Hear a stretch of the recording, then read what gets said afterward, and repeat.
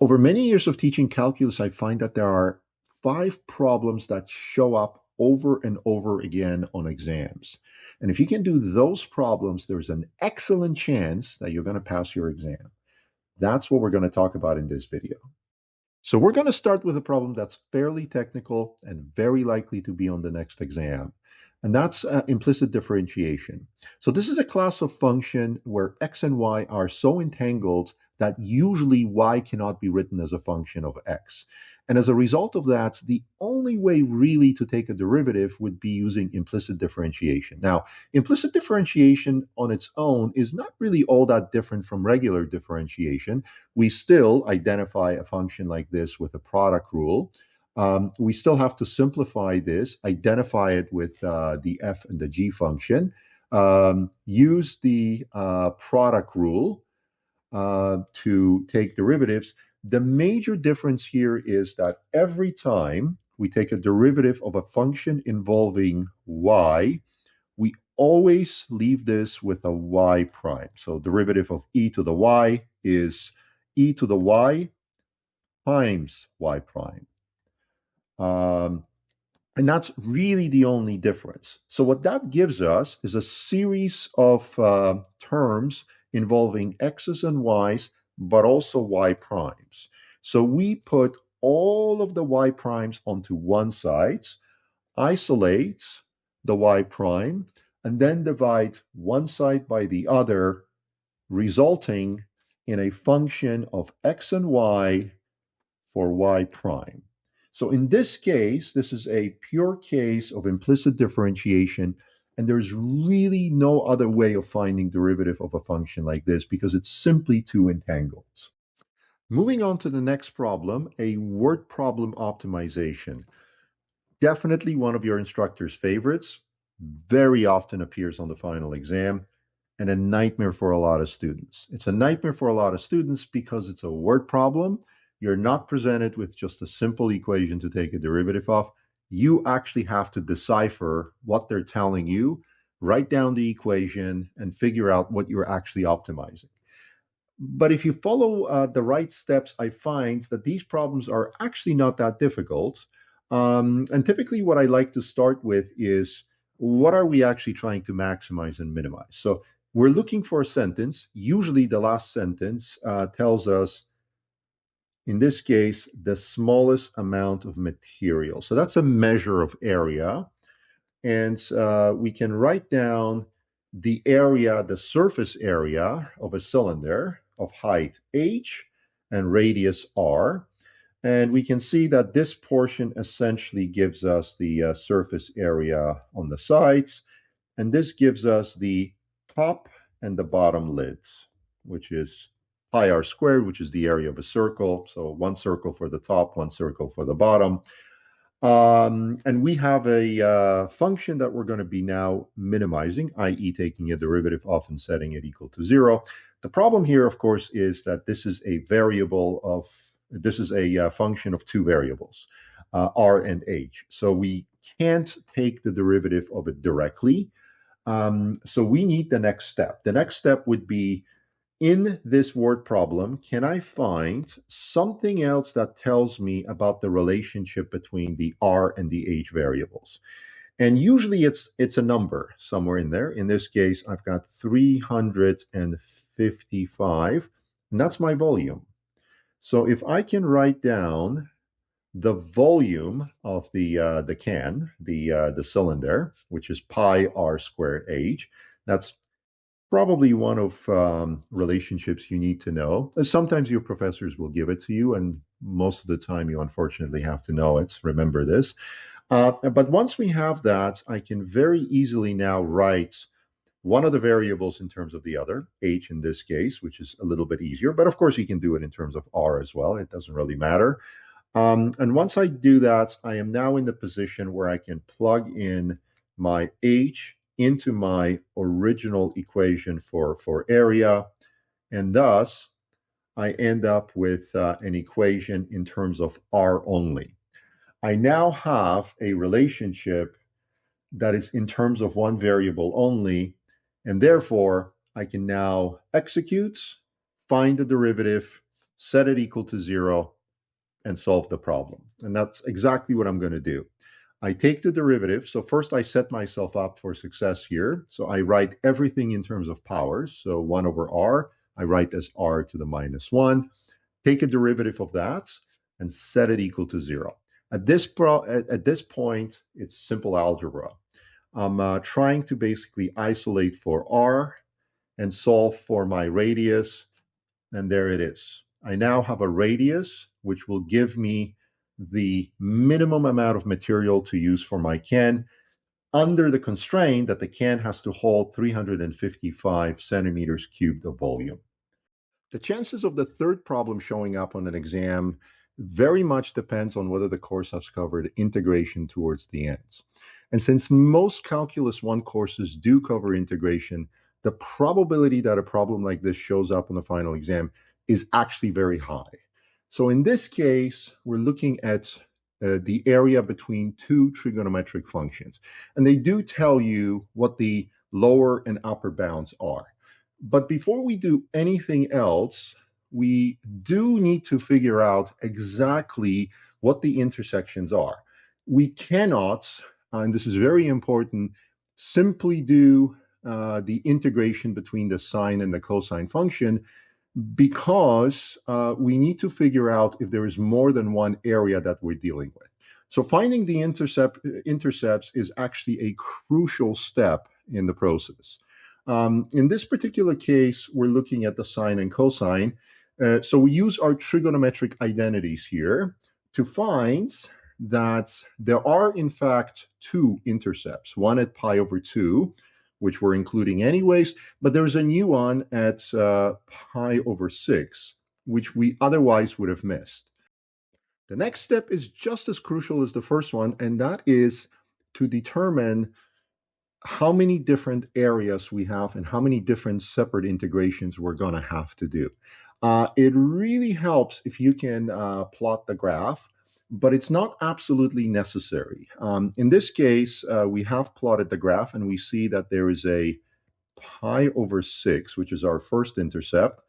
And there's a pi over 2, which is the second intercept, and of course 0, which is the lower bound they gave us. And we can very clearly see that there are two separate areas that we need to deal with, and they correspond to two separate integrals. Now, it is important to remember that in each area has to be positive. It is a difference of two different functions, the cosine and the sine function. Sometimes, without graphing this, it is difficult to figure out exactly which function comes first. If you can write it properly in terms of the upper function minus the lower function, if you cannot do the graph, you can almost guess which function comes first, which functions come second. The worst thing that can possibly happen with your area, you get a negative answer. And that only means one thing: you got the order wrong. You will still get the same answer, the absolute value of the answer. You will simply get a negative answer, in which case that's exactly what happened. So once we identify the areas, the task is now to evaluate the integrals associated with those areas. I typically like to use the fundamental theorem of calculus here, which is this, primarily because evaluating integrals that have limits on them typically can be fairly complicated, and there is always a great chance of making a mistake, especially on an exam under pressure. So the way I prefer to do this is to calculate the antiderivative first, which is this function.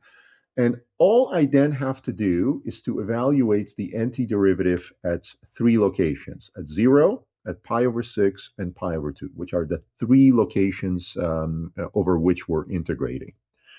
At that point, the integration then really becomes, according to the fundamental theorem of calculus, just the difference between the antiderivatives at the two locations, and area 2, the same thing, the difference between pi over 2 and pi over 6.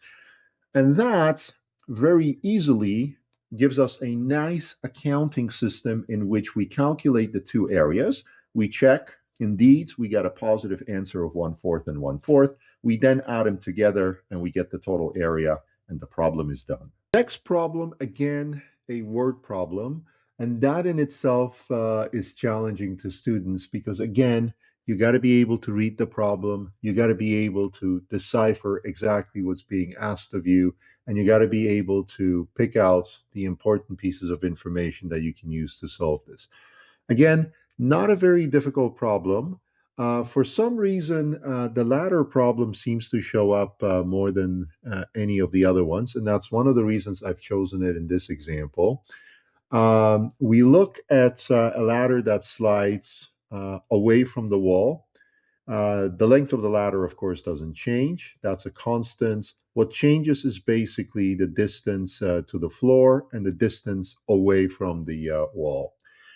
So we start off essentially by writing the relationship between the x and the y variables, which in this case, the ladder makes a triangle. And we see that the Pythagorean theorem gives us a nice relationship between these two variables. Uh, we then simply take a derivative of this. In this case, unfortunately, we have to take derivative of both x and y relative to time, which is implicit differentiation. And then we start looking for all the information that we have.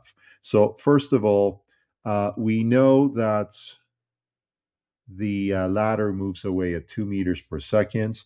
That's dx dt because we're moving in the x direction. We also know that we're 2 meters away from the wall, which comes in to replace our x, giving us a square root of 21. And finally, plugging it all into the equation allows us to find the rate of change of y with respect to time. Notice that this is a negative quantity, and that makes perfect sense because the ladder is actually falling towards the ground, therefore decreasing the distance between the top of the ladder and the floor, giving us a negative answer. And we are done. The last problem is probably one that's most likely to appear on the final exam out of the 5 that we've done so far. And that's optimization of functions, finding critical points, increase, decrease intervals, and inflection points. Lots of bells and whistles, but it's a problem that when you have a proper strategy and you follow it step by step, it's actually fairly simple to get to the final answers. We start off with step one, just to basically find the derivative. So basically, when you find yourself in a situation where you don't know where to proceed, find the derivative. Right? There's a 90% chance you're going to have to find a derivative anyways. Might as well proceed with that. That always will earn you some marks, even if you don't have a proper strategy. So in this case, we identify this function with a product rule. We mark this for derivatives in the next step, where we actually find derivative of the polynomial x and derivative of the exponential function. Factoring it out, we now find that both of these functions now have to be equal to 0. Now, of course, the exponential function will never be equal to 0, so the only solution we actually have is x is equal to 1. So we now have a critical point at x is equal to 1. Moving on with this to step 2, we'd like to find intervals of increase and decrease. This is something that your instructors like you to do anyways.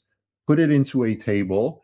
I find that this helps you really organize your thoughts and organize essentially what's happening in the problem. We essentially separate it into the two functions, the x minus 1 e to the minus x. All we have to do at this point is decide whether the function on the following interval is positive or negative. The exponential function is really easy because we know that's always positive. Exponential functions will never be negative. The 1 minus x is positive on one interval, negative on the other interval. You just have to choose the correct one. Choose any number between minus infinity and 1, say 0, plug it into 1 minus x, and we find that that will give us 1, which is a positive value, and that makes the other one negative. Of course, positive and positive gives us a positive, positive and negative gives us a negative, and that essentially tells us that the function is increasing on this interval and it's decreasing on this interval. And therefore, we can easily say now that it's increasing when x is between minus infinity and 1. Notice that I have round brackets, which means it doesn't include, obviously, negative infinity, but it also doesn't include 1. And then the function is decreasing on the interval 1 to infinity. And there we go. We now only have to find the inflection points. And as we know, inflection points have something to do with the second derivative. So we might as well proceed with taking the second derivative, which would be the derivative of the derivative we've already taken. Again, marking the function for taking derivatives next time.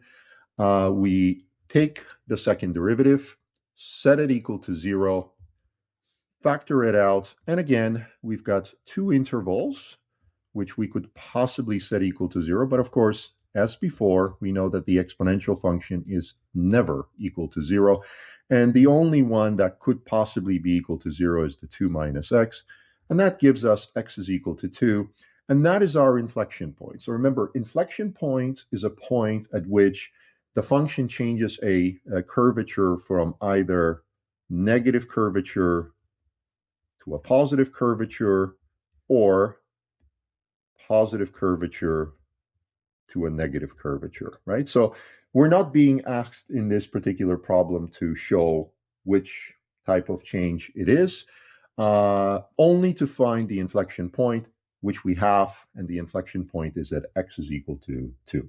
And we are done with this problem. So this brings us to the end of the video. If you found it useful and informative, please give it a thumbs up and please subscribe to the channel, as I intend to make a lot more videos like this in the coming weeks and months. So thank you for watching, and I hope to see you in the next one.